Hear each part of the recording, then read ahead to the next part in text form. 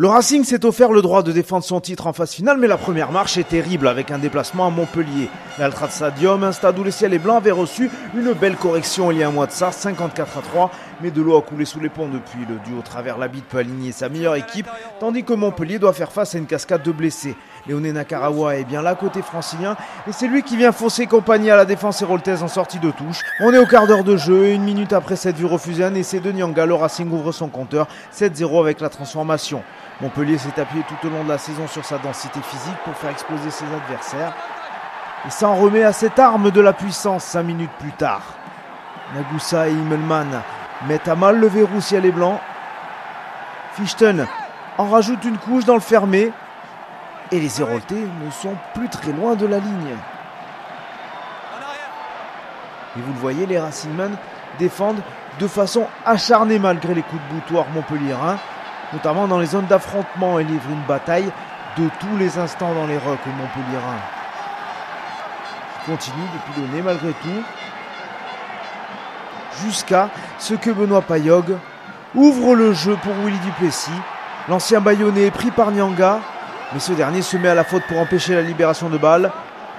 Payog joue vite la pénalité et marque un essai de filou. C'est très bien vu, et avec la transformation de Duplessis, le MHR revient à hauteur. Mais pas pour longtemps, car les Racingmen réalisent un match incroyable et poussent les Héroltais dans leur camp. Bismarck Duplessis est éteint après avoir tenté d'arrêter Henri Chavancy. Le jeu se poursuit.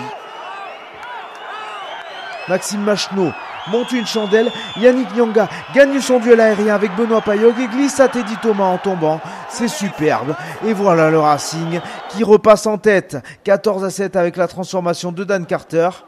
Dimitri Katrakilis réduit l'écart sur une pénalité obtenue par son pack en mêlée. Mais le score reste en faveur des Franciliens jusqu'à la mi-temps grâce à un sauvetage de Chavancy sur Van der Merwe. 10-14, c'est le score à la pause. Moed Altrad peut être inquiet en tribune. Montpellier arrive à recoller un petit point au retour des vestiaires grâce à la botte de Katrakilis.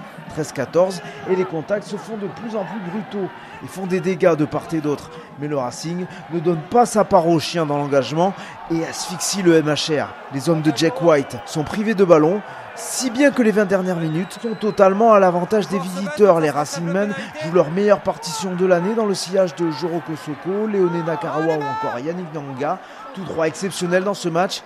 Il va être récompensé à 5 minutes de la fin. Henri Chavancy réussit une sautée de classe pour Okosoko qui plonge dans l'embut et marque le 3e essai francilien. Une juste récompense pour l'ancien All Black, véritable homme de ce barrage. Impuissant, le MHR termine même la rencontre à 14. La faute à une paire de contrôles de Gianni Duplessis, logiquement exclu pour 2 coups de poing adressés à Bernard Leroux. Dan Carter scelle le score sur la pénalité. 13-22, monumental exploit des Racingmen qui déjouent tous les pronostics avec cette victoire sur le terrain du 3e de la phase régulière. Leur joie est à la hauteur de la déception immense des Montpelliérains pour la dernière de leur entraîneur Jack White.